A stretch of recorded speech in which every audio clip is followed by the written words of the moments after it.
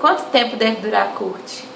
Então, a pergunta, quanto tempo deve durar a corte? Eu vou ler aqui o que está na minha Bíblia, em Romanos, capítulo 14, verso 22, que diz assim: assim, seja qual for o seu modo de crer a respeito dessas coisas, que isso permaneça entre você e Deus. E feliz o homem que não se condena naquilo que aprova.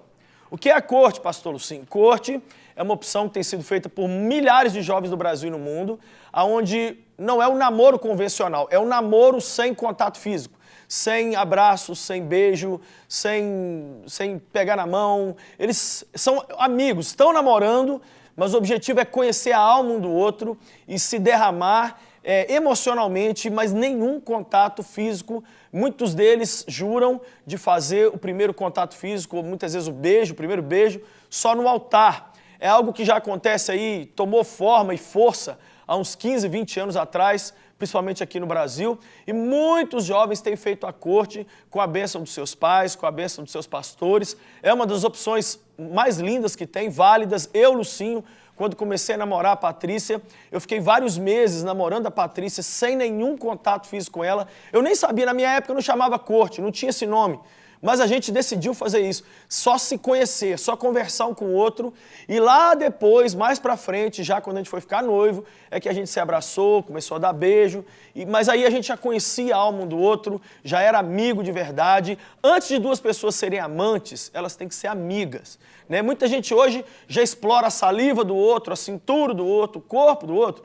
Mas eu não sou desse cara que condena, que diz é obrigado. Aqui na Igreja Lagoinha, os jovens podem ter um namoro convencional, como nós o conhecemos, ou podem praticar a corte. É uma questão de cada um. É o texto que eu acabei de ler aqui. Olha o que o texto diz. Assim que seja, qual for o modo de crer a respeito dessas coisas, que isso permaneça entre você e Deus. Então, quanto tempo deve durar a corte?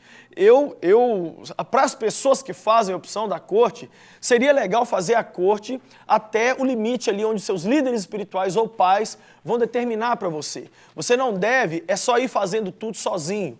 Uma coisa que eu tenho birra é de gente que na vida sentimental se acha. Então, assim, ele pede conselho ministerial, ele pede conselho familiar, ele pede conselho na hora de gastar dinheiro, pede conselho para tudo. Mas quando chega na vida sentimental, a pessoa se basta. Então ela faz tudo sem conversar com o pai, sem conversar com os pastores, sem nada. Resultado, no final da história, a pessoa se arrebenta, traz os caquinhos para a gente colar, e aí é muito ruim. Então, o tempo da corte, eu, Lucinho, sugiro que seja no mínimo uns 6 meses, para você conhecer a pessoa. Foi o que eu e a Patrícia fizemos, e no final desses 6 meses foi tão bom. Lucinho, eu não estou praticando a corte. Você não está em pecado.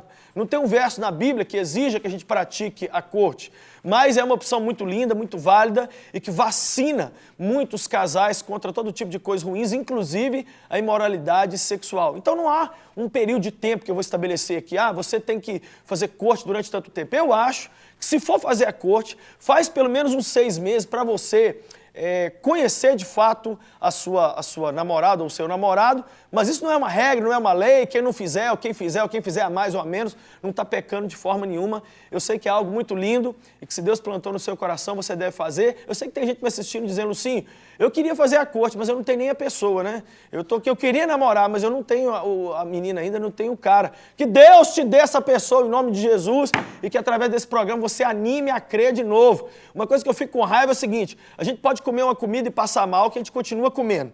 O carro da gente pode furar o pneu, que a gente continua andando de carro, né? A gente pode afundar numa prova, que a gente continua fazendo prova. Mas se a gente tiver 1 ou 2 relacionamentos amorosos que dão errado, a gente não quer mais, não.